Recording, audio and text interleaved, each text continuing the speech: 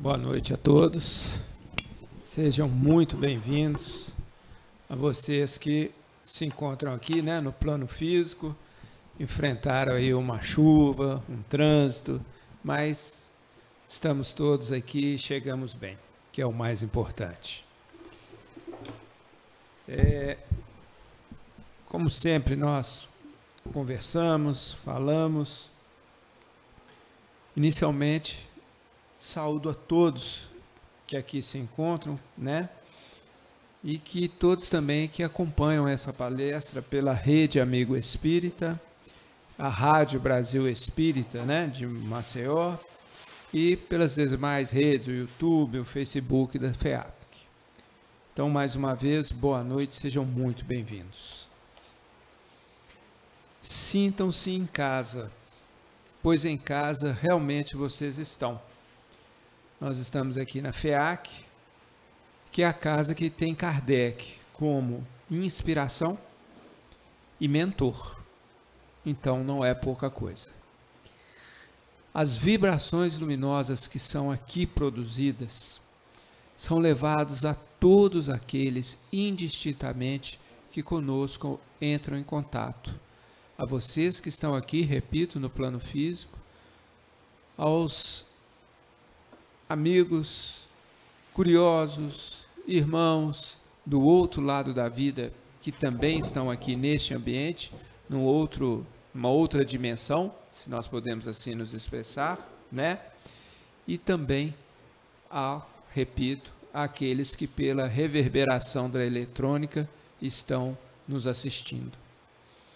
Nós formamos um campo luminoso e é um campo extremamente importante, porque ele intui, instrui, imanta, alimenta, equilibra, é um campo energético de luz.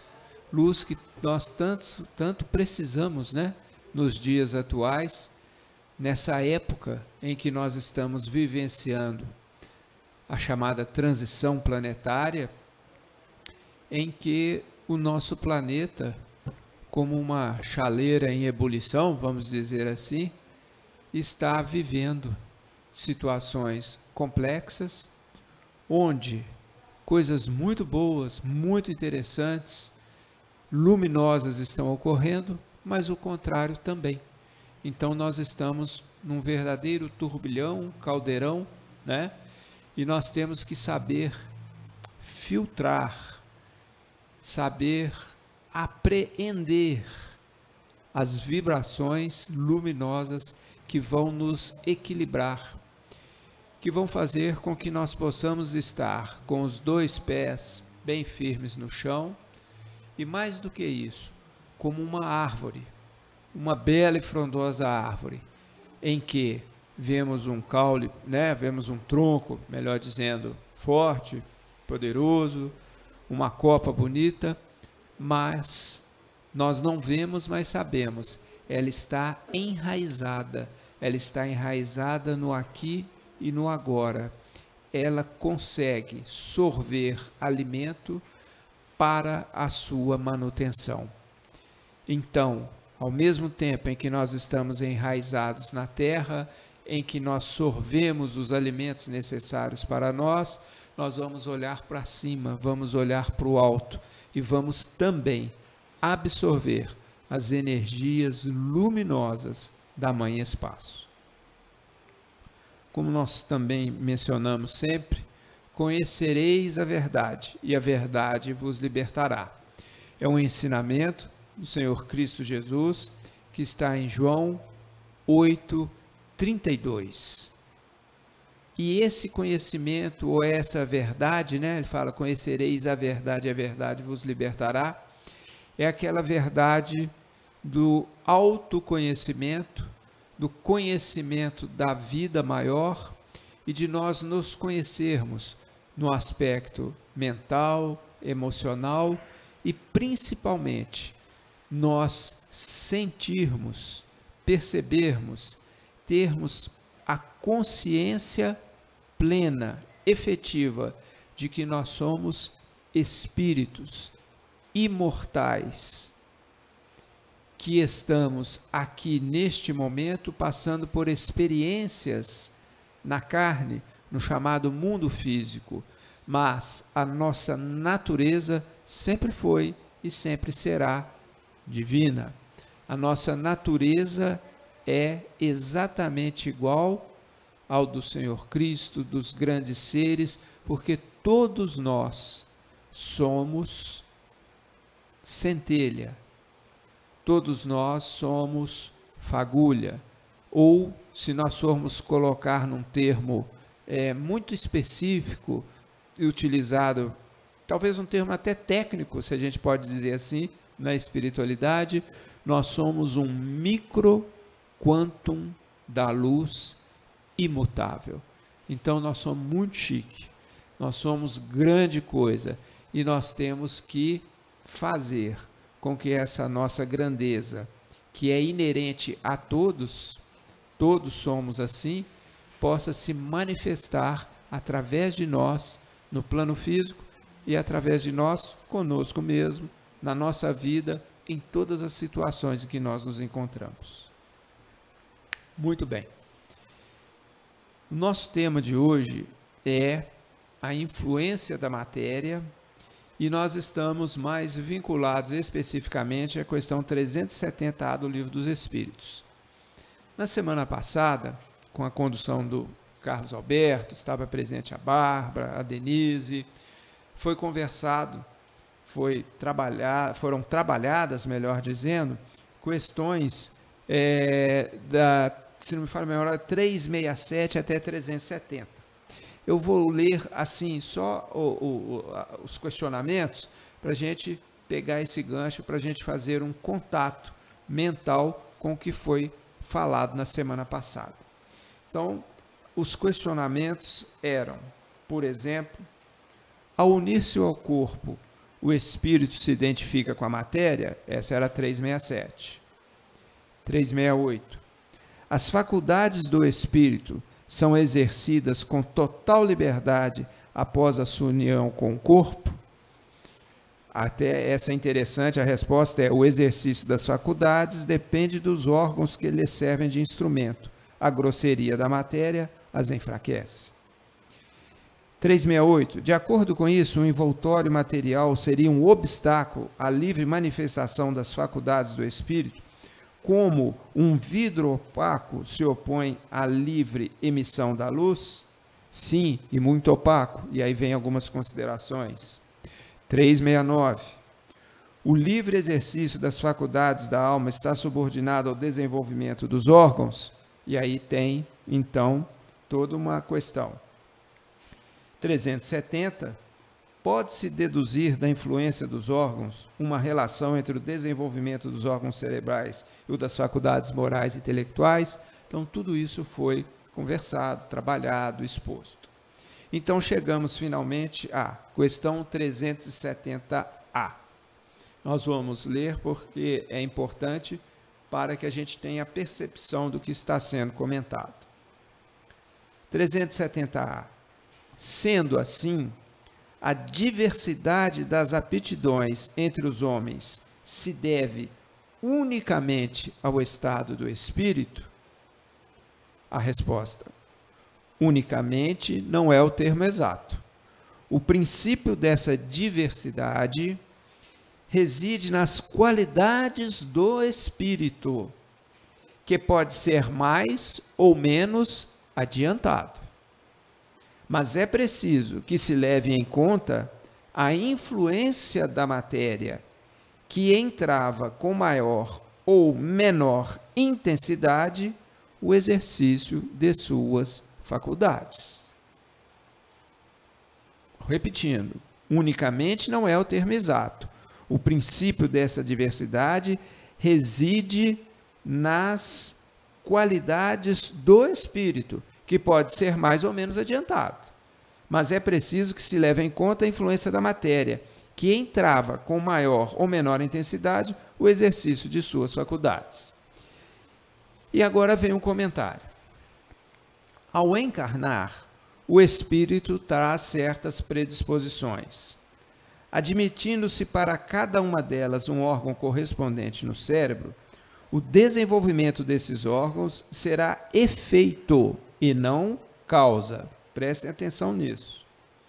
Se as faculdades tivessem seu princípio nos órgãos, o homem seria uma máquina sem livre-arbítrio e sem responsabilidade de seus atos. Fora preciso admitir que os maiores gênios, sábios, poetas, artistas, só são gênios porque o acaso lhes deu órgãos especiais.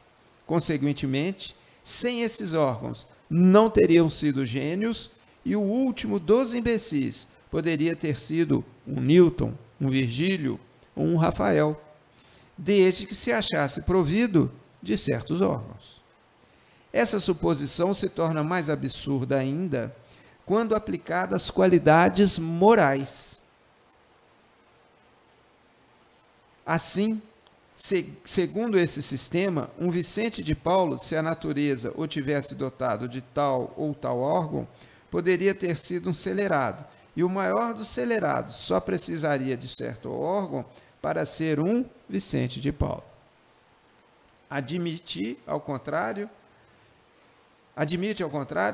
que os órgãos especiais, se é que existem, são consequentes e se desenvolvem pelo exercício da faculdade, como os músculos, por efeito do movimento, e nada tereis de irracional. Tomemos uma comparação trivial, à força de ser verdadeira. Por alguns sinais fisionômicos, reconheceis o homem que se entrega à bebida.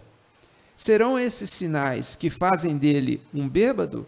Ou será a embriaguez que nele imprime aqueles sinais? Pode-se dizer que os órgãos recebem a marca das faculdades.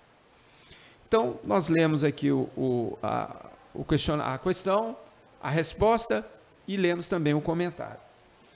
E fica aqui muito claro, e principalmente com de tudo que foi dito e com o fechamento aqui da questão do ébrio, do bêbado, que nós temos que ter em mente, temos que ter bem claro a questão aqui do que é feito e do que é causa. Se um ébrio você pode identificar, né, pela face, nariz rombudo e outras coisas assim, isso é que faz dele um ébrio bêbado ou isso já é a consequência? Claro que essas manifestações que estão surgindo na sua face, que estão surgindo no seu corpo, já são uma consequência, portanto, um efeito daquele aspecto da embriaguez, do aspecto do vício no álcool que ele traz. Então, não se confunde uma coisa com a outra. E quando um pouco antes se falou a respeito dos órgãos, e nós vamos colocar aqui, que se o ser fosse aquinhoado com determinados órgãos, ele seria um gênio, ele vai justamente na contramão do que nós conhecemos pelas reencarnações, pelas leis de causa e efeito, pela própria lei do trabalho, o quê? Que o indivíduo, o ser, o espírito, é que vai imprimir as qualidades, o seu adiantamento, tudo aquilo que ele já adquiriu em vidas e vidas e vidas, ele vai imprimir na matéria. Então, o que é o fator primordial? Qual é o fator fundamental? É a qualidade, se podemos usar esse termo, o que é aquele espírito que se manifesta, que utiliza determinado corpo como instrumento, o que ele pode manifestar. Existe, é verdade, uma certa trava, existe uma certa limitação da matéria, mas essa limitação, ela existe para todos. Mas o espírito, pelas aquisições que ele tem do passado, ele vai demonstrar muito da sua capacidade ou das suas capacidades, vai demonstrar muito do que ele já conseguiu angariar e do que ele pode manifestar. Vamos dar um exemplo que vai fazer ficar ainda, vai tornar isso mais claro, melhor dizendo. Mozart, com 5 a 6 anos de idade, Mozart já tocava cravo, piano, compunha pequenas operetas e ele já era um gênio da música. A genialidade dele não surgiu porque ele tinha alguns órgãos especiais na carne, porque ele tinha alguma, entre aspas, facilidade gerada por um órgão naquela encarnação. Ao contrário, o corpo dele era perfeitamente igual aos demais. Mas, naquele vaso, vamos dizer assim, o que estava ali dentro habitando? O que estava se manifestando através daquele corpo inicialmente infantil? Um espírito que durante vidas e vidas trilhou o caminho da excelência na música. Por isso, por esta razão, e porque ele já veio preparado para esta manifestação, preparado espiritualmente falando, ele teve condição de manifestar essas qualidades. Então, a natureza íntima, o que o espírito traz como aquisições de vidas passadas, é que vai eclodir, é que vai se manifestar na carne. Existem limitações, o corpo físico, ele é um abafador, vamos dizer assim, ele é algo que reduz a potencialidade de um ser quando ele está no plano espiritual? Sim, isso é verdade, mas é necessário que assim seja. Então, nós podemos, já falamos aqui algumas vezes, nós podemos entender o corpo físico como aquele escafandro que é necessário para fazer reparos em navios, em algumas situações em que o indivíduo tem aquela roupa extremamente pesada e ele então consegue respirar porque tem ligado ali o oxigênio, mas ele anda lentamente no fundo de um rio, no fundo de um mar. Por quê? E ali dentro, vamos dizer assim, dentro daquela roupa, dentro do escafandro, existe uma pessoa como nós, mas a manifestação dela ali submersa, debaixo d'água, ela não tem de forma alguma a desenvoltura que nós aqui, nesse exato momento, podemos andar. Para ele dar um passo é um custo, para ele levantar o braço é outro. Então, esta é uma imagem que traz um pouco desta correlação, desta realidade entre aquele espírito que está desencarnado e um que está vestindo um corpo de carne, que está utilizando o instrumento físico.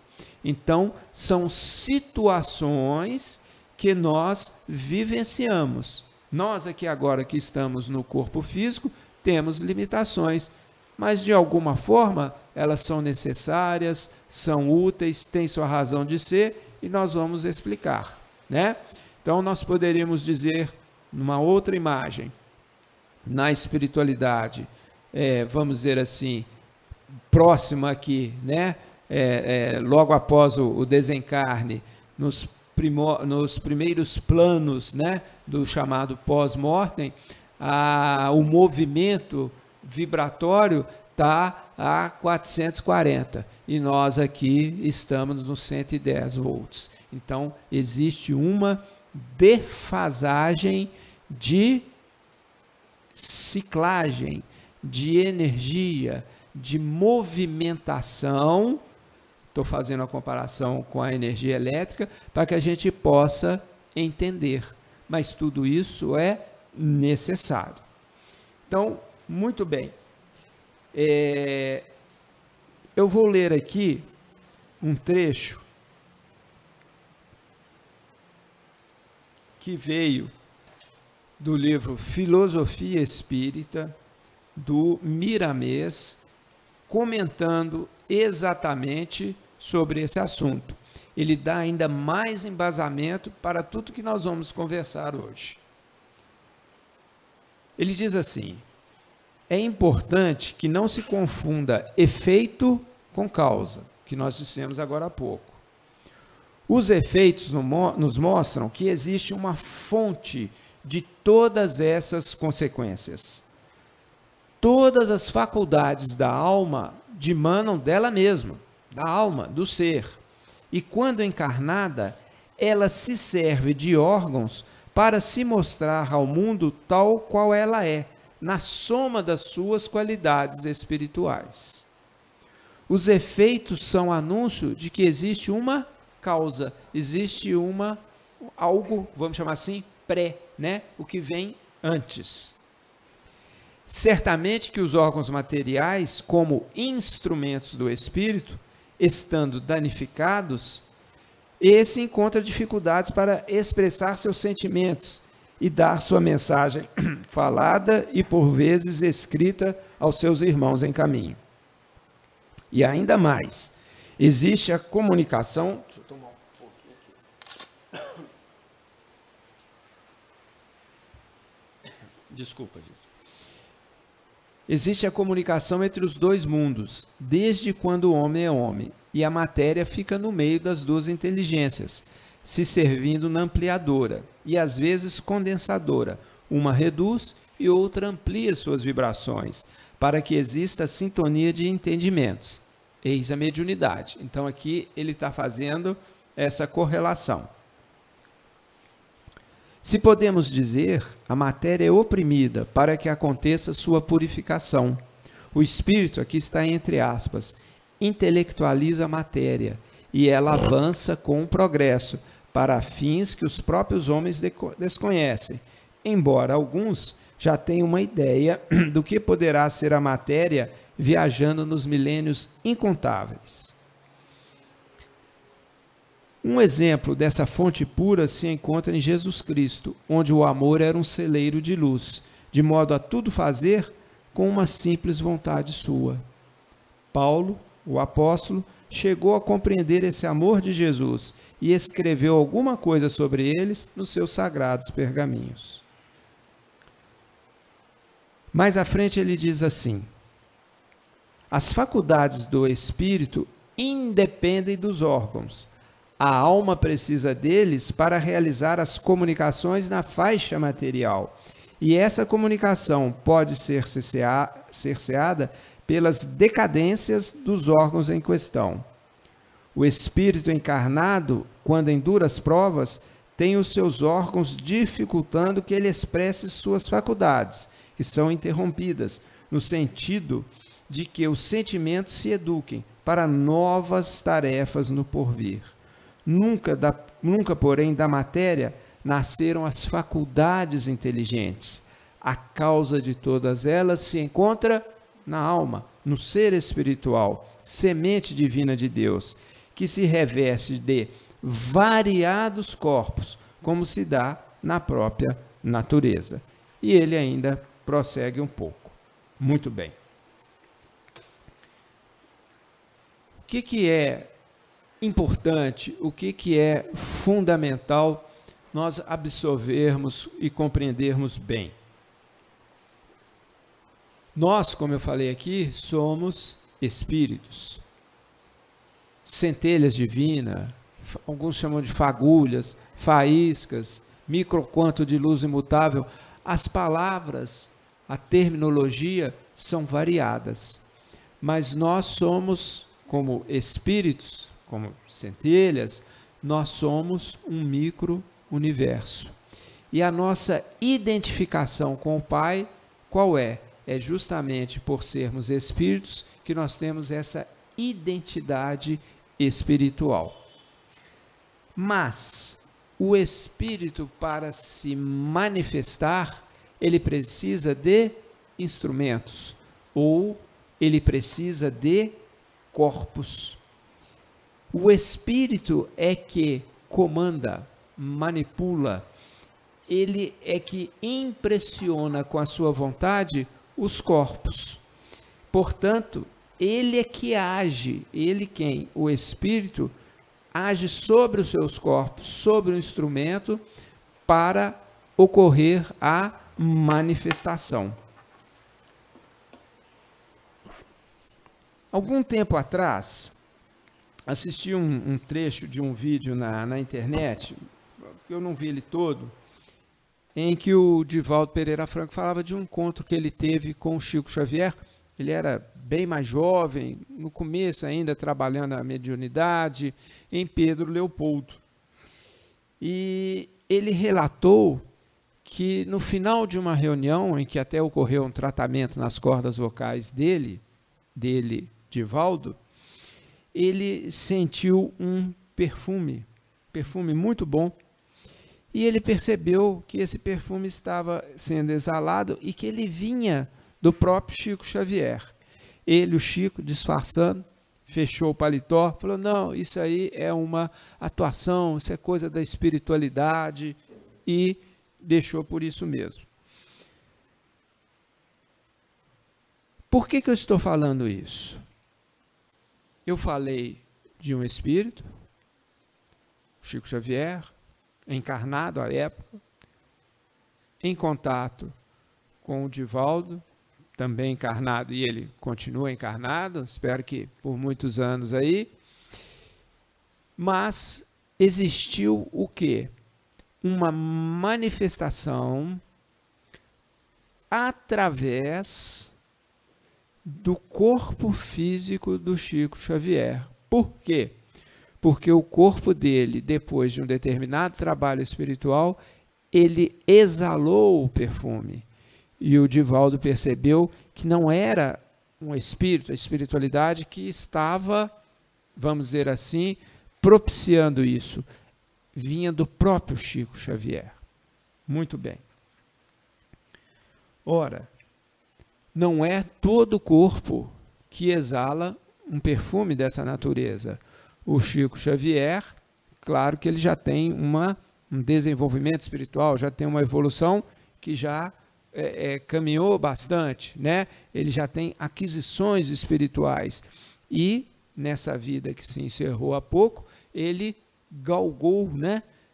Nós não vamos aqui entrar em detalhe, muitas e muitas aquisições nesse sentido.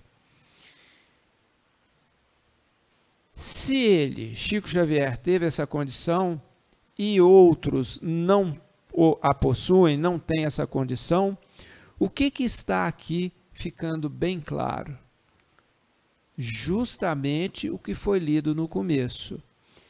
É a natureza do espírito, quando ele tem a capacidade X, Y, Z, no caso nós estamos falando aqui do perfume, ele vai fazer o quê? Ele, como espírito, ele vai impregnar, ele vai comandar o seu corpo e aquele corpo vai ter uma manifestação nesse campo, naquele campo, dessa forma, daquela, conforme a sua natureza íntima.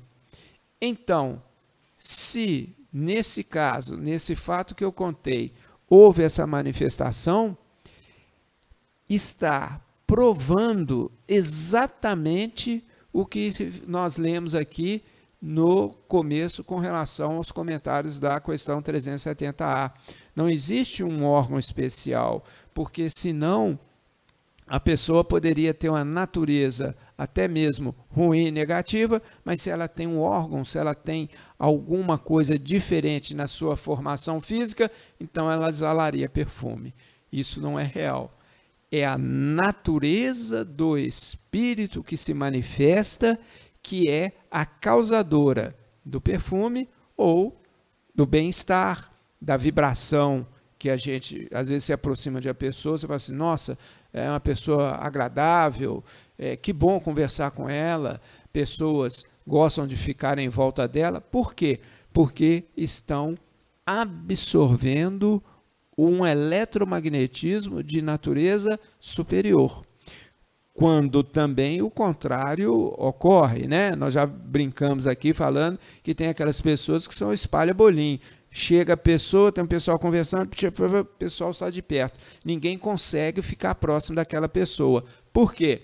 Também por causa da vibração.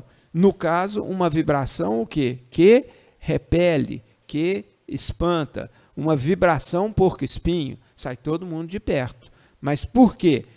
Não por causa do corpo, mas por causa da natureza daquela alma, daquele ser, né? A gente fala alma quando se está já na encarnação, que a gente fala que está vinculado ao corpo.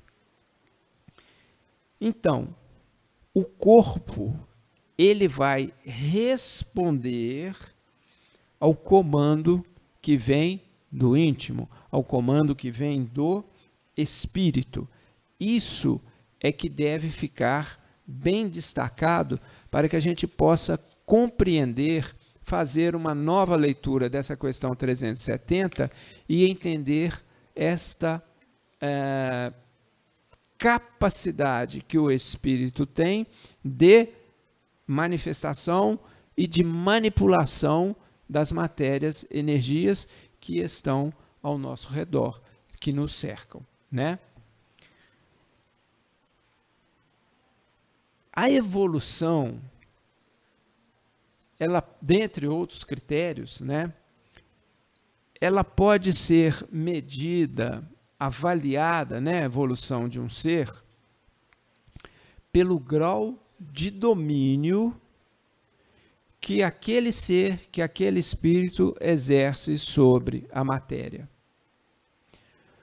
Quanto mais evoluído, quanto mais experiente na vida maior, mais ele atua de forma livre e desembaraçada, né, sobre esses mananciais energéticos.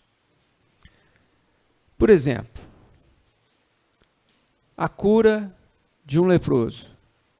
E vejam que eu não estou falando de uma alergia, de uma coisinha na pele, eu estou falando da cura de um leproso em que é reconstituído determinados pedaços do nariz, da orelha, da face, da mão. A cura de uma cegueira, como o Senhor Cristo, quando esteve aqui e realizou.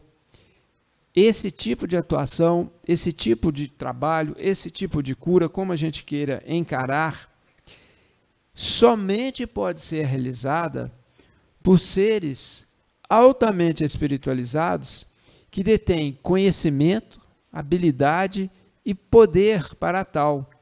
Porque para realizar esse tipo de cura, tem que se trabalhar com os níveis atômicos, subatômicos. Nós temos que trabalhar com a matéria mais fina. Quando eu digo fina, eu estou dizendo com a questão energética mais poderosa. Você está trabalhando ali com o quê? Você está manipulando energia, matéria a nível atômico. Imaginem a evolução, a capacidade de um ser para, por ele mesmo, por vontade própria dele, naquele momento, reconstituir o corpo de um leproso. Voltar, né, possibilitar ao cego que enxergue, e muitos e outros milagres que foram realizados. Só que esse chamado milagre, ele não é um milagre. Como assim, Eduardo? Não é um milagre? Sim e não. E aqui não é questão de jogo de política.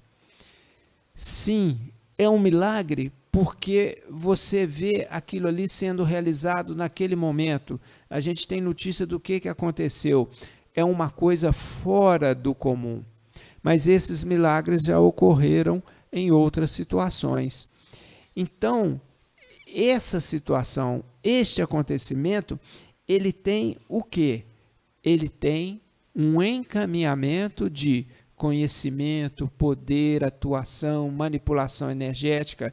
Então, ele é fruto de um conhecimento extremamente elevado de manipulação da matéria. Então, nesse instante, ele deixa de ser um milagre como algo que foge, vamos dizer assim, às leis. Temos leis materiais, temos leis espirituais, e elas existem, mas somente com o conhecimento e com a atuação dessas leis é que isso pode ser realizado, né? Na Idade Média, por exemplo, atestando também esse domínio da matéria, muitas vezes tinha alguns santos religiosos que eles seguravam, assim, tinha aquela aura, né? Tinha aquele, como se fosse um desenho assim atrás, fazendo aquela questão luminosa da cabeça, outras do coração, mas tinham, geralmente, vocês podem ver em algumas situações, um globo, e em cima do globo uma cruz. Aquilo, isso é naturalmente um símbolo, né? E a simbologia, o que ela queria dizer? Que aquele ser representado pela cruz, ele estava sobre, ele já dominava a matéria representada pelo globo. Então, ele não era mais escravo da matéria, ele não era mais escravo, sujeito ao seu corpo físico, ao seu sentir, ao que vinha nele nas correntes mentais e sentimentais. Ele era o quê? O senhor do seu corpo físico, do seu corpo emocional, do seu corpo mental e assim por diante. Então ele domina a matéria e ele não é mais dominado por ela.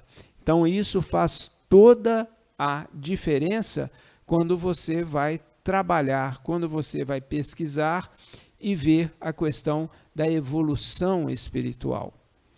Todos nós que aqui nos encontramos, né, encarnados e desencarnados, estamos galgando passo a passo o domínio de nós mesmos com relação ao agir, ao sentir e ao pensar. A matéria, ela está sobre a influência, ela responde ao que é emanado do espírito. Mas, quando nós iniciamos a evolução, nós estamos sujeitos à matéria, porque nós ainda não temos experiências fortes no mundo físico para que a gente comece a fazer como se fosse vamos dizer assim, um depósito numa caderneta de poupança, como nós conseguimos angariar energias superiores para que a gente comece a o quê? A ter uma evolução mais significativa.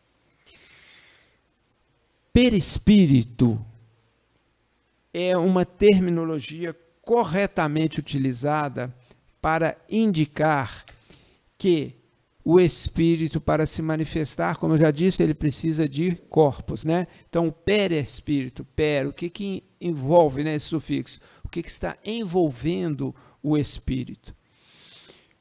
Entretanto, hoje nós vamos colocar um grão aí de sal, um tempero nessa questão, e nós vamos mencionar um pouco mais detalhadamente sobre o homem e os seus corpos, não todos, bem como a chamada segunda morte. Esse é um tema interessante, existe, e vocês vão ver no livro do André Luiz, Libertação, que eles mencionam, que eles explicam sobre isso. Bom,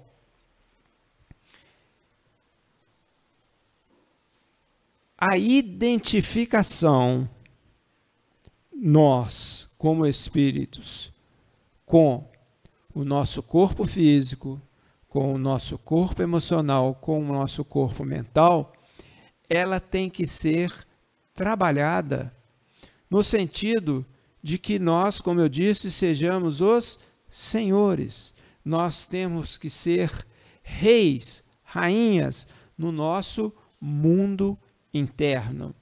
Então, eu, espírito, pela minha acordada espiritualidade, quando eu digo assim, todos nós, né? Devemos, e é o que a evolução nos pede, dominar completamente tudo do nosso corpo físico, do nosso corpo emocional e do nosso corpo mental. Eu não sou o corpo físico. Eu o utilizo. Ele é o meu instrumento. Esse corpo físico, naturalmente, ele limita as minhas ações, né? Alguns recursos espirituais, intelectuais, já adquiridos em outras existências, porque a gente vem com o véu do esquecimento. E o acesso que eu tenho nesse momento é o que me chega pelos 5 sentidos. A gente tem intuições, às vezes algumas visualizações, que são emanações dos outros corpos. Mas o corpo físico, ele funciona realmente como um abafador energético, como eu falei, né? A questão da voltagem, a questão do escafandro. Muito bem. Quando eu tenho a consciência de que eu não sou este corpo, de que este corpo é o meu instrumento, que eu vou utilizá-lo por alguns anos, X, e que depois eu o devolvo aos mananciais da terra, eu tenho uma visão diferenciada da minha forma de atuar no mundo físico. Porque eu não vou mais me limitar, eu não vou mais colocar a minha vida como tão somente enquadrada, enjaulada, encapsulada no mundo físico. Eu sei, sinto, pressinto e vivencio que existe o quê? Existe uma vida que vai além do corpo físico. Então, isso é extremamente importante para que a gente não caia em limitações, para que nós não fiquemos enclausurados, como eu disse, na visão dos 5 sentidos. Existem muitas pessoas nesse exato momento que, por razões variadas, estão, por exemplo, numa penitenciária, numa delegacia, porque cometeram atos equivocados. Sem problema, vão trabalhar para a sua recuperação e depois de um tempo X, principalmente naqueles crimes mais brandos, eles vão sair. E espera-se que saiam melhores. Nós não vamos entrar aqui na questão de política criminal, nada disso. Mas muitos e muitos seres estão fora dessa condição, eles ainda assim estão enjaulados, encarcerados, prisioneiros de uma limitação mental. Por quê? Porque não consegue ver, não consegue perceber nada além da vida física. Então, embora não se veja, existe uma grade, existe uma jaula, existe uma caixa que está acompanhando aquele indivíduo para onde ele vai. Então, essa é a primeira limitação, a limitação da identificação total com o corpo físico. Porque aí as coisas mudam muito de figura, porque o indivíduo fala assim, eu estou com fome. Não sou eu que estou com fome, meu corpo físico precisa de alimentação. Olha como é que já muda a coisa. Então, as providências para se saciar as necessidades do corpo, elas serão vistas de uma outra forma. Elas não serão trabalhadas como algo de um imediatismo muito grande e nem a pessoa vai cometer determinadas, até mesmo crimes, para satisfazer as suas necessidades. Ela sabe o quê? Que existe algo além da vida física, então ela não se limita. Muito bem. Mas quando existe a superação da limitação do corpo físico, então a pessoa entende, aceita, vivencia algo, tudo bem, eu vou morrer, mas quem vai morrer na verdade não sou eu, né? Vai morrer o corpo físico. Esse corpo físico volta a ser pó, mas eu sobrevivo. Mas aí existe ainda uma identificação que ocorre, que é a segunda, que é a identificação com as emoções.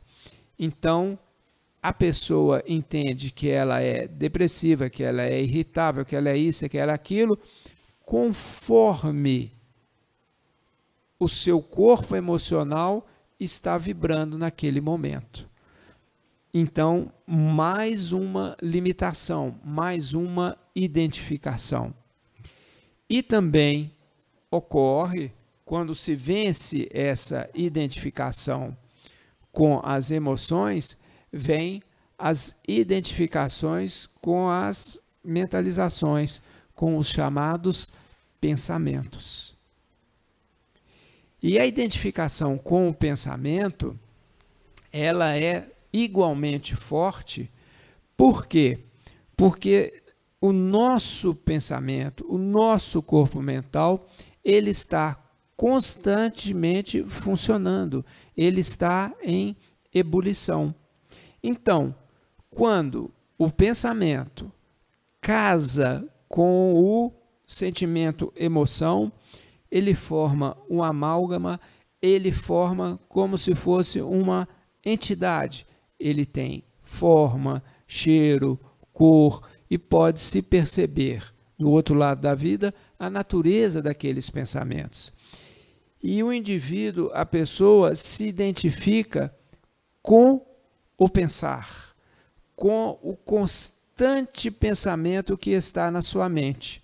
Só que ele vai começar a perceber e a sentir que ele está por trás, que ele está além do simples pensar. Porque nós, como espíritos, nós não somos o nosso corpo físico, não somos o nosso corpo emocional e não somos o corpo mental. Então nós estamos além do pensar, do sentir e do agir. Quando nós iniciamos um processo de perceber os pensamentos como algo que se passa numa tela de televisão, numa tela mental, quando nós vemos que eles existem, que são um produto nosso, mas que eles não são o nosso próprio ser, nós começamos, nós iniciamos a transcendência para o mundo espiritual. O Senhor Cristo dizia: o meu reino não é deste mundo. Mas quando ele falava isso, ele não estava falando o seguinte, que o meu reino é um local lá na espiritualidade, num cantinho acima do nosso lar, tem mais uns 5 níveis, então lá em cima é o meu reino. Não se estava falando de uma localização geográfica. Não se trata disso. Esse meu reino não é deste mundo, ou este olhar para o nosso próprio ser, para o próprio íntimo, é que vai nos dar a possibilidade de lançarmos a nossa consciência em graus de vibração que estão além do comum.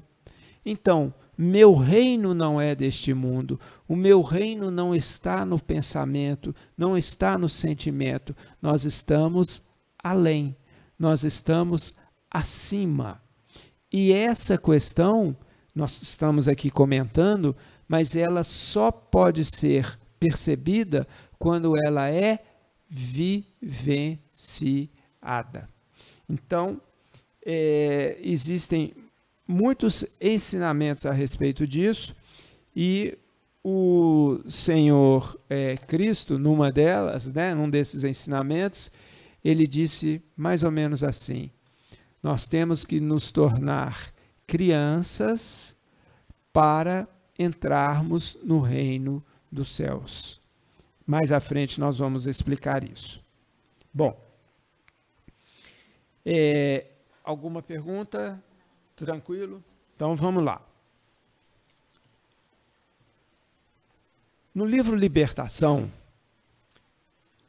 psicografia, né, do Chico Xavier, que é escrito, veio pela participação, vamos dizer assim, né, de autoria do André Luiz, existe uma expressão, existe um tema muito interessante chamado segunda morte.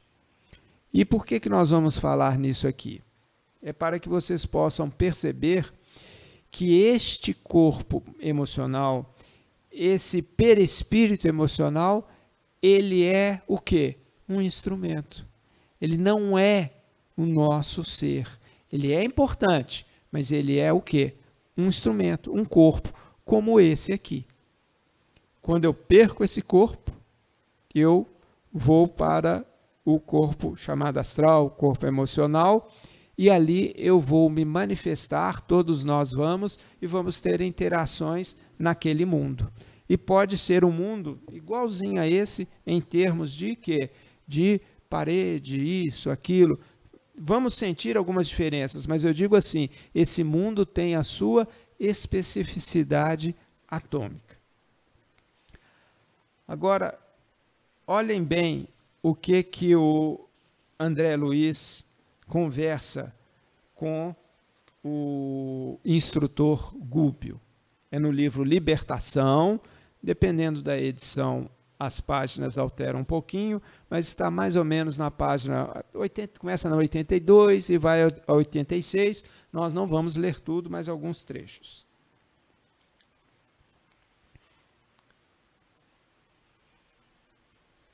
André, respondeu ele circunspecto, evidenciando a gravidade do assunto. Compreendo-te o espanto. Vê-se de pronto que és novo no serviço de auxílio.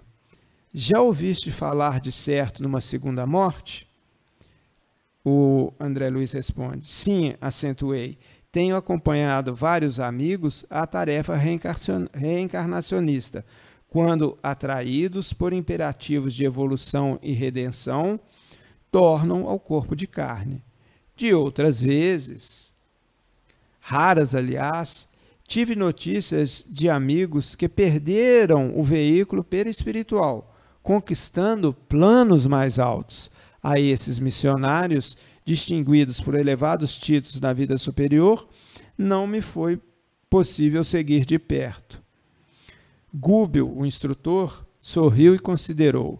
Sabes, assim, que o vaso perispirítico é também transformável e perecível, embora estruturado em tipo de matéria mais rarefeita. Sim, acrescentei reticioso em minha sede de saber. Viste, companheiros, prosseguiu o orientador, que se desfizeram dele rumo a esferas sublimes, cuja grandeza, por enquanto, não nos é dado sondar.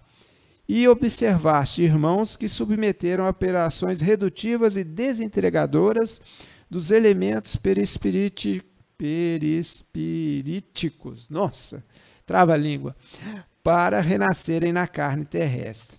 Os primeiros são serviços enobrecidos e gloriosos no dever do bem cumprido, enquanto os segundos são colegas nossos, que já merecem a reencarnação trabalhada por valorosos intercessores. E aí ele vai falando, explicando sobre a segunda morte. Por que eu toquei nesse tema? Porque dentro do livro do André Luiz, Psicografia do Chico Xavier, eles estão, que são livros riquíssimos, são extremamente importantes. Aliás, tem livros do André Luiz que trazem comentários sobre, por exemplo, no mundo maior, nos domínios da mediunidade, coisas que só foram aparecer 50, 60, muitos anos depois, comprovados pela ciência. Depois nós podemos falar sobre isso numa outra oportunidade. Então, ele está falando aqui dessa segunda morte. Se existe uma segunda morte no plano espiritual, é porque nós temos o quê? Corpos, outros corpos. Temos o físico, mas não só esse. O próprio apóstolo Paulo já dizia Se há corpos materiais, há corpos espirituais. E o próprio André Luiz, quando ele foi encontrar com a mãe dele, que estava numa dimensão, num mundo mais elevado no aspecto vibracional, o que aconteceu? Ele teve que fazer uma preparação, ele dormiu e ele realizou um desdobramento. Da mesma forma, como aqui no plano físico, nós dormimos, saímos do corpo e vamos ter algumas atividades, podemos aprender muita coisa na espiritualidade e depois voltamos para o corpo físico, o André Luiz, sem o corpo físico, operou um desdobramento no mundo espiritual. Então, ele saiu daquela faixa vibratória de nosso lar, o corpo dele ficou ali e ele foi para quê? Para outras paragens, para outras dimensões. Claro, pode. Me veio, né, o resumo da segunda morte, que eu não entendi muito bem. Então, seria a gente já desencarnado, haver uma transformação do nosso perispírito através das nossas atitudes, das nossas ações no bem, pelo que eu entendi, para que nós possamos alçar voos a planos superiores. Seria isso? Essa é a chamada segunda morte, nesse aspecto de evolução, de crescimento. Por quê? O perispírito, ele tem, como se fossem camadas, ele tem roupagens.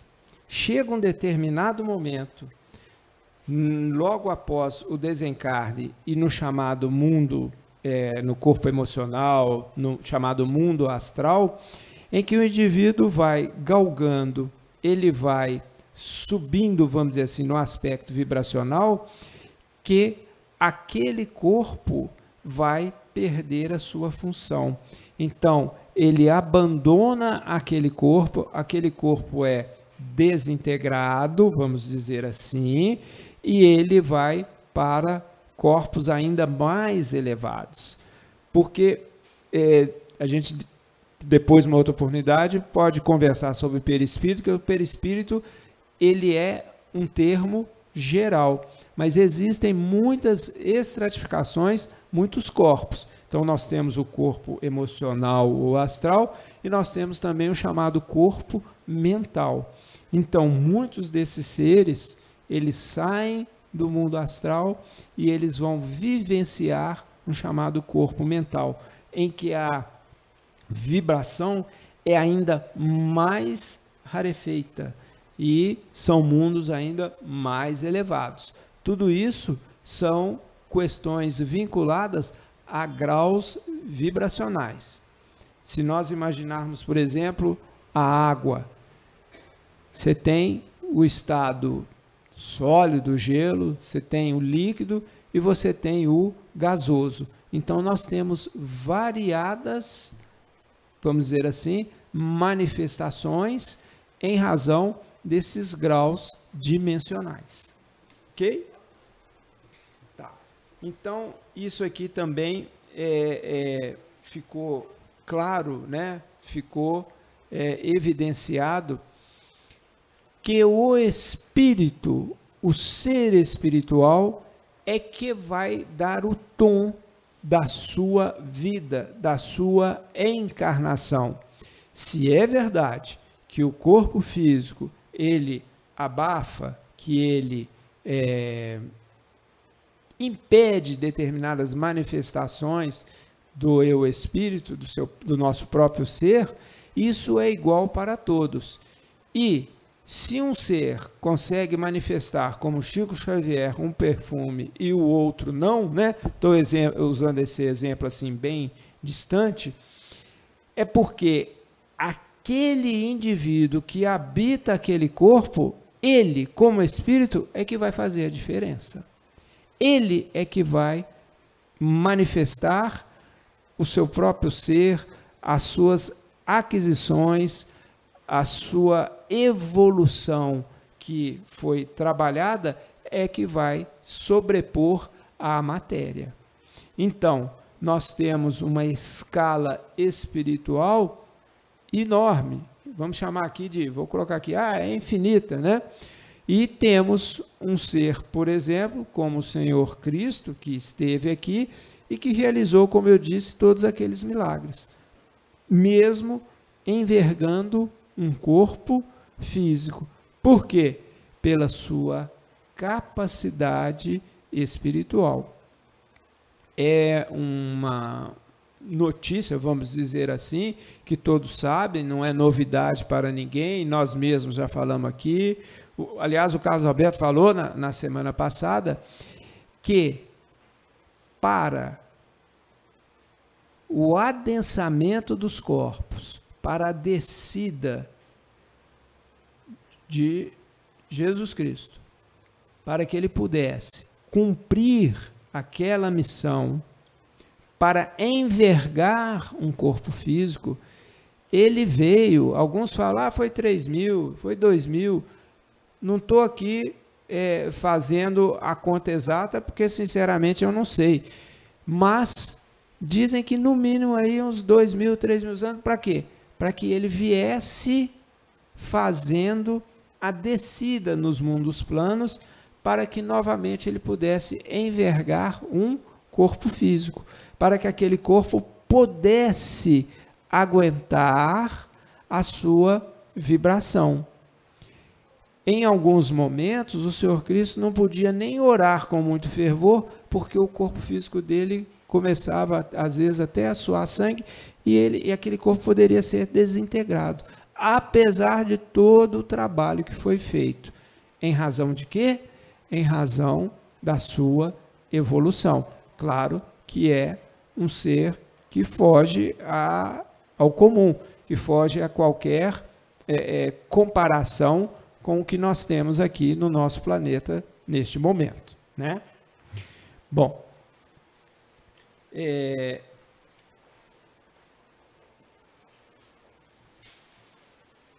a evolução, como nós estávamos mencionando,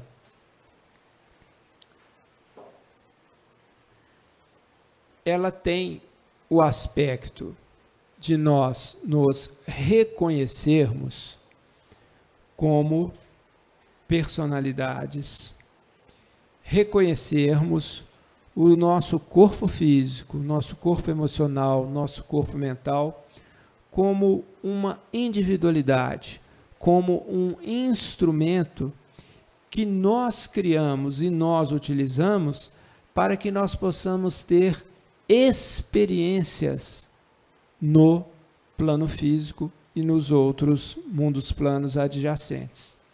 Então, é muito importante, novamente dizendo, a percepção de que eu não sou o meu corpo físico, eu não sou o que eu sinto, eu não sou o que eu penso e eu estou além disso. A personalidade, ela tem que ser dissolvida, fundida, tem que haver uma entrega de cada um de nós ao eu superior. Esse instrumento, ele tem que ficar sob o comando do eu espírito, do eu superior. Por quê? No momento em que ele se, entre aspas, se rebela, no momento em que ele começa a procurar tudo aquilo, ou somente aquilo, que vai satisfazê-lo no mundo físico, ele está desvirtuando de uma caminhada espiritual, ele está desvirtuando de um progresso que ele poderia fazer. Então, aqui entra o aspecto egóico que todos nós possuímos. Ego é muito comentado, mas o que é efetivamente esse tal de ego, né? Como se diz, que bicho que é esse? O que é isso? Os nossos pensamentos aliados, unidos com os nossos sentimentos, eles criam essas formas de energia mental, sentimental, que nos aprisionam ao que está ali inserido, ao teor daquelas formas. Então, quando esse processo fica vicioso, né, podemos dizer de várias formas, o que acontece?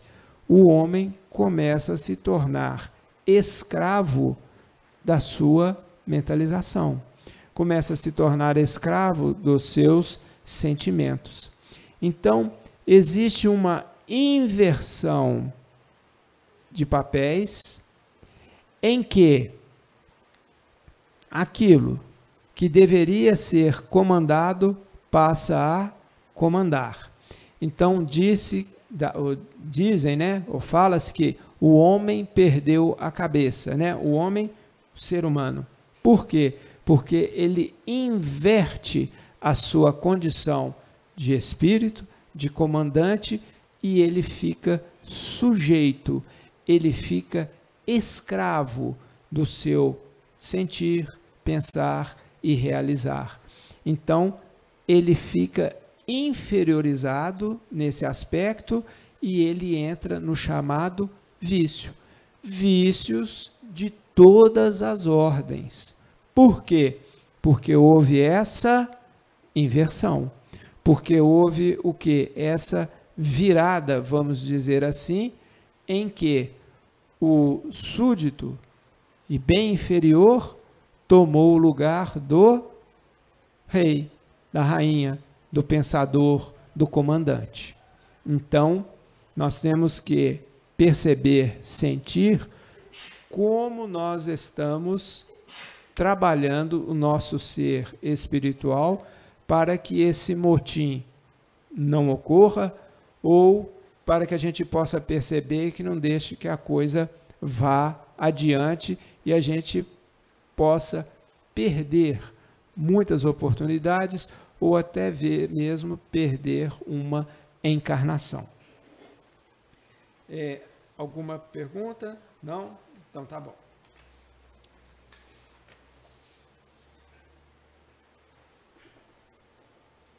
Vou ler aqui um trecho do livro, uma lição, melhor dizendo, do livro Roteiro, que é também, né, da dupla Emmanuel e Chico Xavier, que vai nos dar um foco, vai nos dar uma visão da importância do corpo físico. Porque nós falamos que o corpo físico, ele abafa. Nós falamos que o corpo físico restringe. Isso é real. Mas ele é muito importante. Ele é extremamente valioso. Ele é fundamental para a nossa evolução. Sem o estágio na vida física, o nosso progresso seria extremamente lento. E nós necessitamos dessas experiências para o nosso desenvolvimento. O título é O Santuário Sublime. Noutro tempo, as nações admiravam como maravilhas o Colosso de Rhodes, os jardins suspensos da Babilônia, o túmulo de Malsolo, e hoje não há quem fuja ao assombro diante das obras surpreendentes da engenharia moderna, quais sejam Catedral de Milão, Torre Eiffel, Arranha-Céus de Nova York. Muito bem.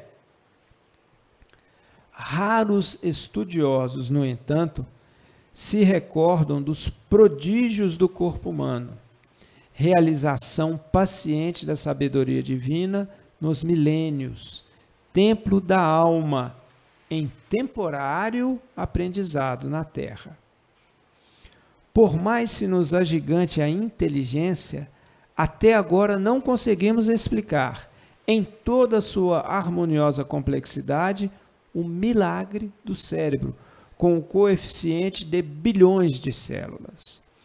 O aparelho elétrico do sistema nervoso, com os gânglios à maneira de interruptores e células sensíveis por receptores em circuito especializado, com os neurônios sensitivos, motores e intermediários, que ajudam a graduar as impressões necessárias ao progresso da mente encarnada, dando passagem à corrente nervosa com a velocidade aproximada de 70 metros por segundo. A câmara ocular, onde as imagens viajam da retina para os recônditos do cérebro, em cuja intimidade se incorporam as telas da memória, como patrimônio inalienável do espírito. O parque da audição, com os seus complicados recursos para o registro dos sons e para a fixação deles nos recessos da alma, que seleciona ruídos e palavras. Catalogando na situação e no conceito que lhes são próprios. O centro da fala, a sede miraculosa do gosto nas papilas da língua, com um potencial de corpúsculos gustativos que ultrapassa o número de 2000. As admiráveis revelações do esqueleto ósseo, as fibras musculares, o aparelho digestivo, o tubo intestinal, o motor do coração, a fábrica de sucos do fígado, o vaso de fermento do pâncreas, o caprichoso sistema sanguíneo, com seus milhões de vidas microscópicas e com as suas artérias vigorosas, que suportam a pressão de várias atmosferas. O avançado laboratório dos pulmões, o precioso serviço de seleção dos rins, a epiderme com seus segredos dificilmente abordáveis, os órgãos veneráveis da atitude genésica e os fulcros elétricos e magnéticos das glândulas no sistema endócrino.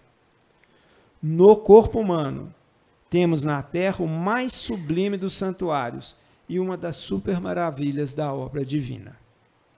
Da cabeça aos pés, sentimos a glória do Supremo Idealizador, que, pouco a pouco, no curso incessante dos milênios, organizou o espírito em crescimento, o domicílio de carne em que a alma se manifesta. Maravilhosa cidade estruturada com vidas microscópicas, quase imensuráveis. Por meio dela, a mente se desenvolve e purifica, ensaiando nas lutas naturais e nos serviços regulares do mundo para altos encargos nos círculos superiores. Aqui vem uma coisa interessante também. A bênção de um corpo, ainda que mutilado ou disforme na Terra, é como preciosa oportunidade de aperfeiçoamento espiritual, o maior de todos os dons que o nosso planeta pode oferecer. Até agora, de modo geral, o homem não tem sabido colaborar na preservação e na sublimação do castelo físico. Enquanto jovem, estraga-lhes as possibilidades de fora para dentro, desperdiçando-as impensadamente, e tão logo se vê prejudicado por si mesmo ou prematuramente envelhecido, confia-se à rebelião, destruindo-o de dentro para fora a golpes mentais de revolta injustificável e desespero inútil. Dia surge, porém, no qual o homem reconhece a grandeza do templo vivo em que se demora no mundo e suplica o retorno a ele, como trabalhador faminto de renovação que necessita de adequado instrumento à conquista do abençoado salário do progresso moral para suspirar da ascensão às esferas divinas. Muito bem.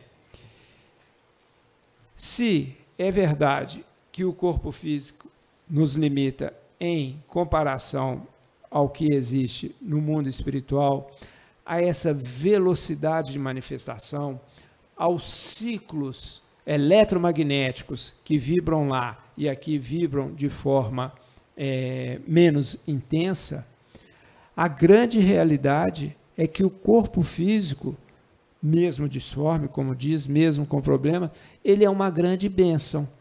Mas por que ele é uma grande bênção? Já mencionamos aqui, pelas experiências que são necessárias.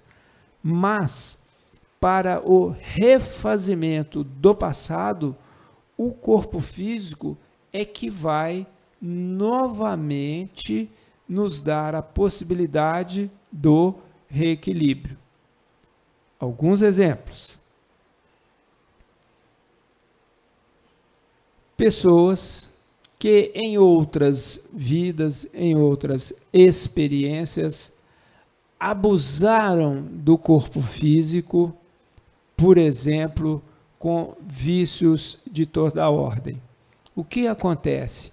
Aqueles vícios, eles vão ficar, aquelas lesões vão ficar impregnadas no corpo físico daquela encarnação em que aquilo ocorreu. Mas, como existe o vai e vem vibração, como o nosso sistema nervoso é um prolongamento do corpo astral, essas impressões vão também gerar efeitos nos outros corpos. Um indivíduo que tem o vício do crack, da cocaína, da heroína, drogas muito pesadas, por exemplo, não importa quais sejam, o corpo físico, ele vai sendo degradado. Isso é perceptível. Nós conseguimos perceber, estabelecer como aquilo está ocorrendo no físico. Mas o que nós não vemos é que nos outros corpos isso também ocorre. Então, quando o indivíduo chega do outro lado, ele chega com várias lesões nos corpos superiores. E a manifestação dele ali naquele ambiente torna-se extremamente difícil. Se no corpo físico, em que nós temos, eu vou inventar aqui um padrão, nós temos um padrão de ciclo igual a 100, ou vamos colocar 110, que é energia, na espiritualidade, ele vai a 220, 440 e por aí para cima. Aquela necessidade que o indivíduo sente de tomar determinada droga aqui no plano físico, do lado de lá, ele alcança um patamar extremamente elevado. E aquela síndrome de abstinência é uma coisa fortíssima. Tanto que muitos desencarnados, eles vêm para junto dos encarnados e eles estão fazendo o quê? Para um viciado, vício X, no plano físico, você pode contar 5, 6, 7, 8, 10 do outro lado. Por quê? Porque eles vão se acoplar àquela pessoa, vão incentivar o vício naquela pessoa para que eles possam absorver aquelas emanações a que eles estavam acostumados. Então, esse princípio, vamos dizer assim, do vício, ou esse princípio talvez não seja a palavra certa, esse mecanismo, esse funcionamento, ele tem, além da questão física propriamente dita, existe uma contraparte espiritual que também tem que ser vista, tem que ser analisada, tem que ser pensada.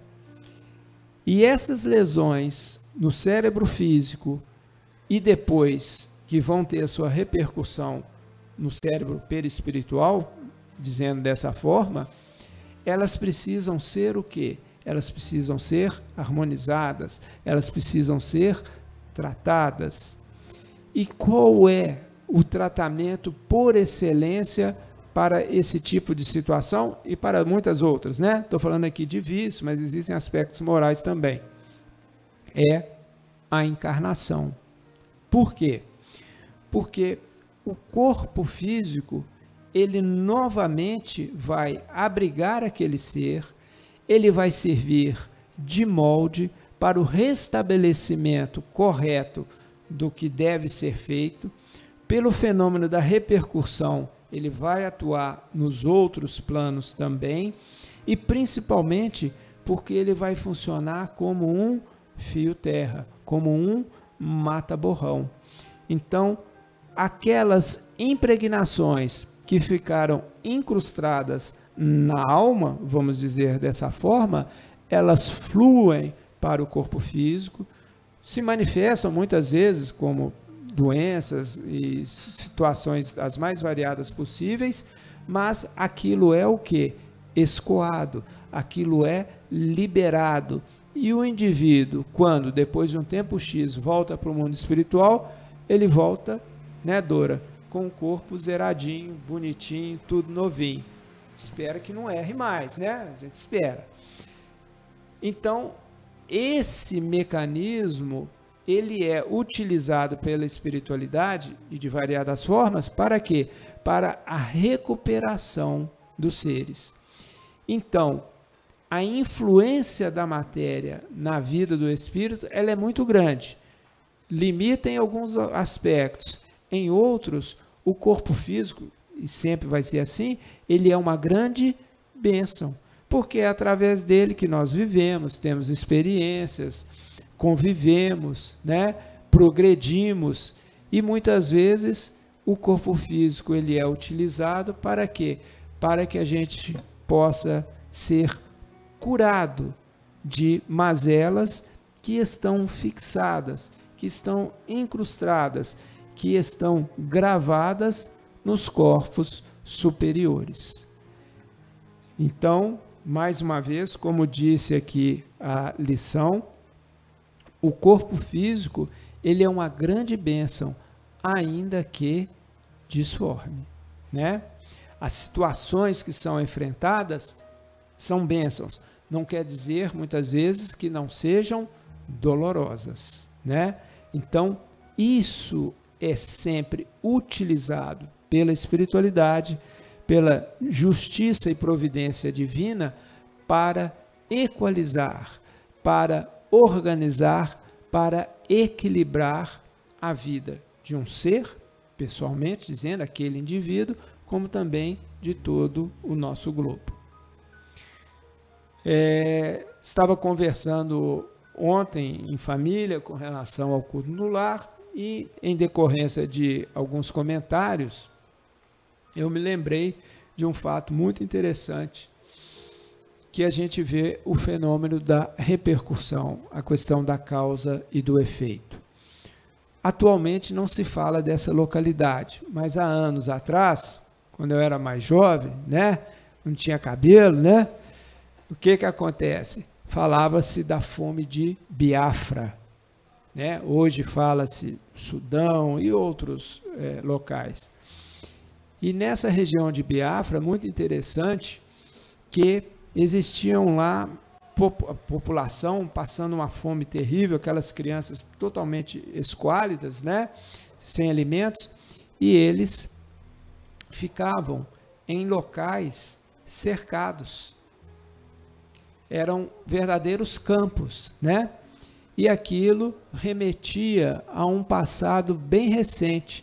E muitos daqueles seres que estavam ali, não todos, cada um tem a sua especificidade, já estavam tendo a grande oportunidade de expurgar, expiar algumas situações vivenciadas em campos de concentração da Segunda Guerra Mundial. Então, eles estavam ali, eles ficavam cercados, tinha disciplina naquele ambiente, mas não tinha alimento. Mas você via pela expressão do olhar de algumas crianças a agonia e alguns até uma certa raiva, ódio daquela situação. Mas era uma imposição da lei para a própria recuperação deles. Então, é doloroso? Evidente. É bonito de se ver? Claro que não. É possível ajudar? Sim, ajude, faça tudo o que for possível. Mas ali estava uma condição sendo vivenciada por questões pretéritas. Então, existem muitas situações no nosso planeta em que nós estamos vivenciando repercussões do passado. Claro que tudo isso tem que cessar, claro que tudo isso tem que ser equalizado. E a melhor coisa para isso é o conhecimento da vida espiritual. É a divulgação de quê? Do que nós estamos falando aqui. Nós somos espíritos, nós reencarnamos, nós somos eternos, né? Fica parecendo uma ladainha, mas isso é que vai fazer a diferença. Por quê? Políticas de força, questões religiosas radicais, questões econômicas em que não se consegue ver do outro lado, são extremamente exploratórias. Tudo isso vai redundar em quê? Em sofrimento. Estou falando aqui em grandes linhas, não estou falando de partido político, nem do Brasil, eu estou falando do mundo, do nosso planeta. Se nós começamos a analisar e a perceber o grau de maturidade espiritual dos habitantes do nosso planeta, nós vamos ver que ele é ainda muito acanhado, ele ainda é muito reduzido.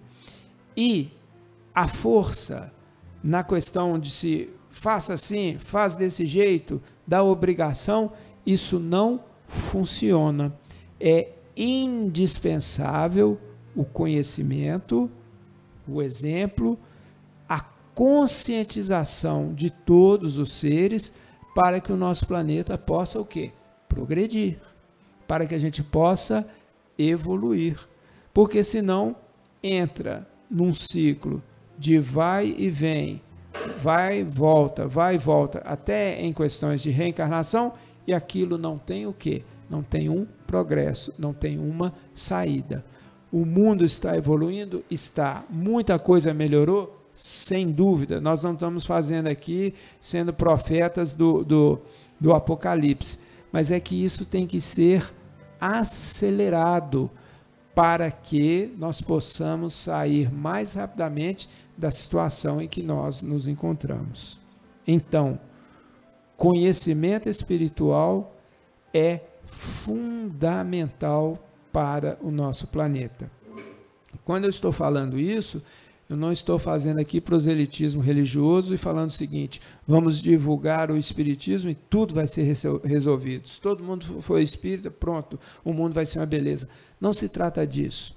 Não se trata de formato espiritual. Nós precisamos de espiritualidade, muito mais do que espiritualismo ou espiritismo.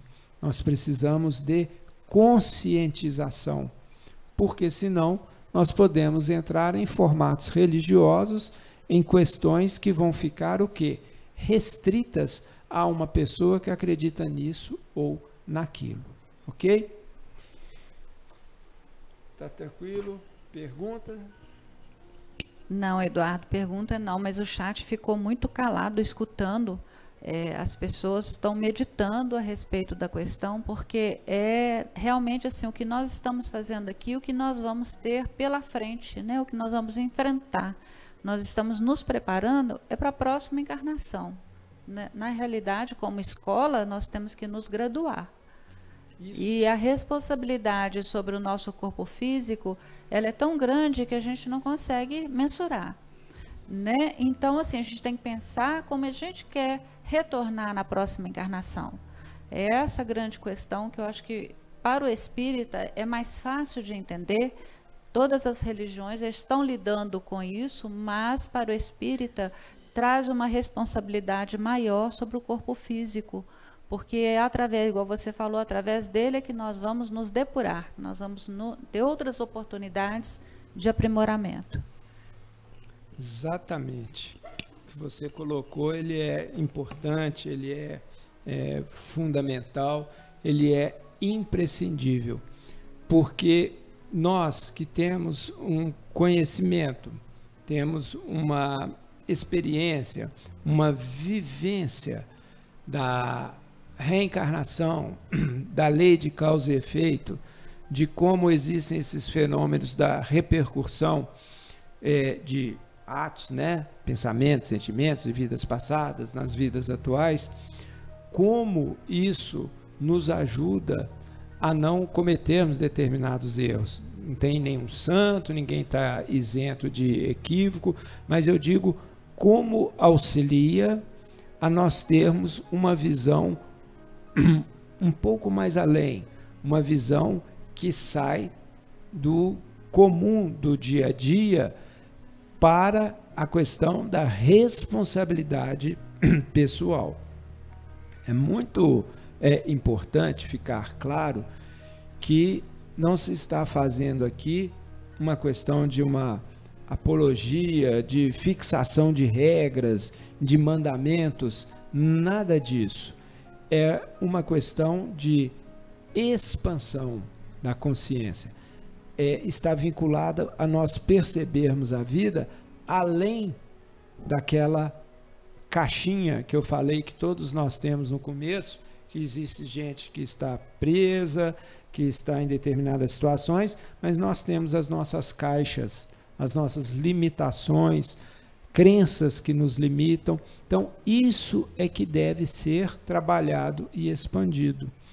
E o Espiritismo, no aspecto como ciência, que é importantíssimo, como filosofia, e o aspecto religioso, que não é o religioso limitante, mas é aquele religioso embasado na ética cristã, basta ver o Evangelho segundo o Espiritismo, tudo que foi colocado ali por Allan Kardec, nós temos uma ferramenta, se assim pode ser dito, nós temos uma forma, um meio de melhorarmos, de aproveitarmos muito esta presente encarnação. Porque todos nós que estamos aqui vamos chegar do outro lado e nós vamos ter o quê? A consciência de que estamos desencarnados.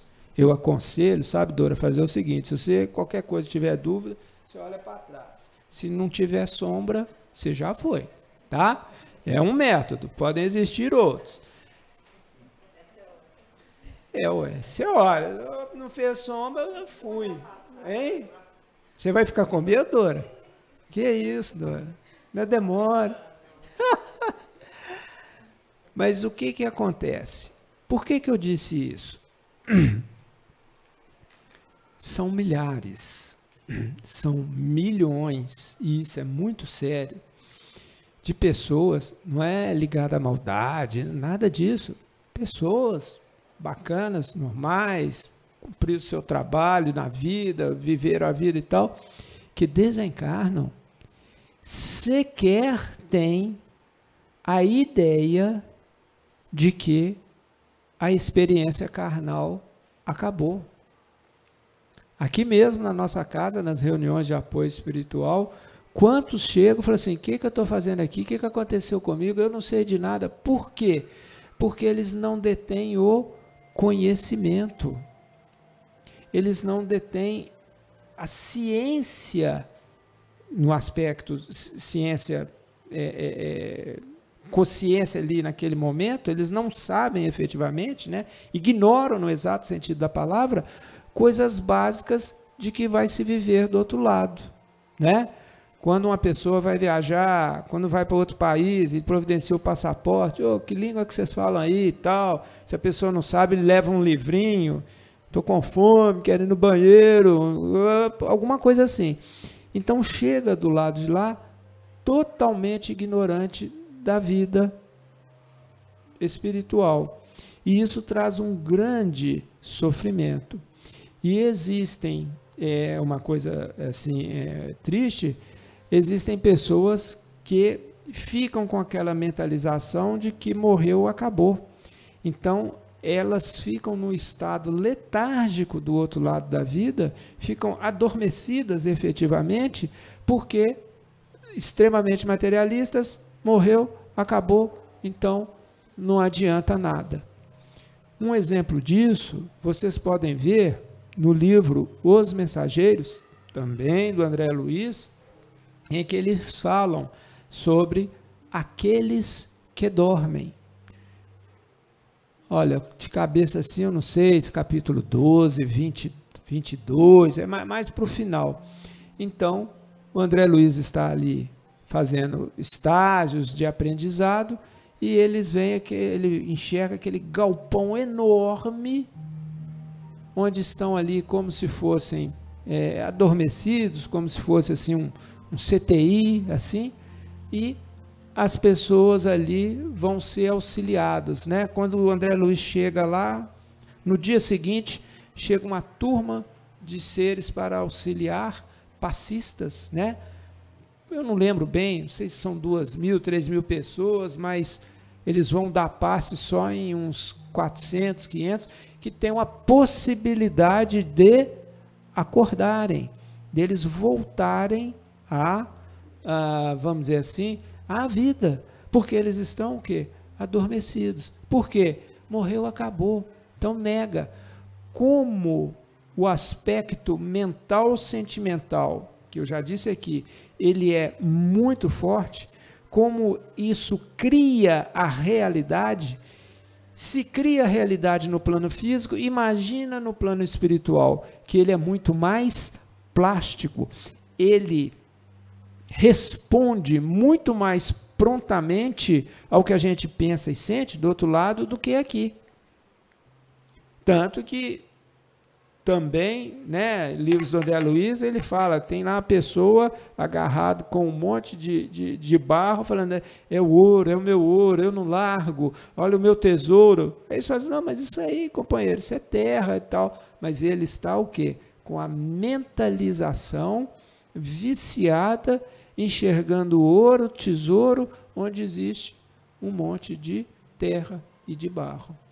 Então, como essa mentalização do morreu, acabou foi muito forte, eles ficam naquele estado letárgico e dão um trabalho danado para a espiritualidade, porque eles têm que ser tratados, eles têm que acordar, eles têm que voltar à vida.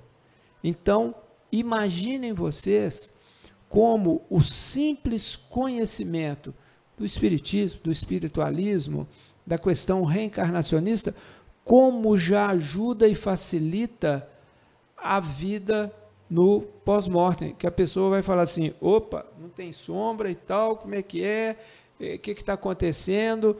Pelo menos ela tem a possibilidade de falar assim, morri, né?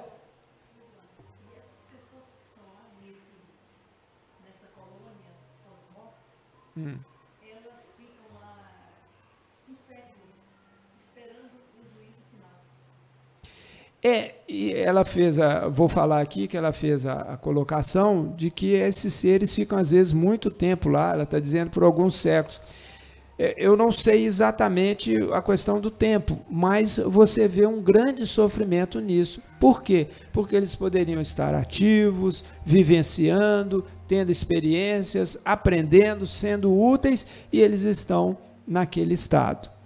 Então, o conhecimento da vida superior, o conhecimento da vida espiritual, ele é libertador. Porque liberta de muitos problemas, de muitas mazelas e amplia a nossa consciência. Então, é fundamental que, na medida do possível e da capacidade de cada um, às vezes do momento de vida também, né, seja divulgado o conhecimento espiritual. É fundamental. Por quê? Porque o sofrimento do outro lado também é muito grande. Se nós temos sofrimento, temos problemas aqui, do outro lado isso também ocorre, né? E a pessoa chega do outro lado, já sabe algumas coisas, ela pode ser o quê? Útil. Ela pode começar alguns trabalhos de auxílio para as outras pessoas. Espera aí, nós passamos? Nossa, vocês me falaram, gente. Bom, gente, eu passei aqui. Peço desculpas porque eu perdi aqui o horário e tinha algumas outras coisas para falar, mas o fundamental é que espírito, matéria, espírito, corpo influencia na vida espiritual influencia no corpo. Nós não temos nada destacado, nada seccionado. E, volto a dizer, o conhecimento é libertador. Eu desejo paz e paz a todos os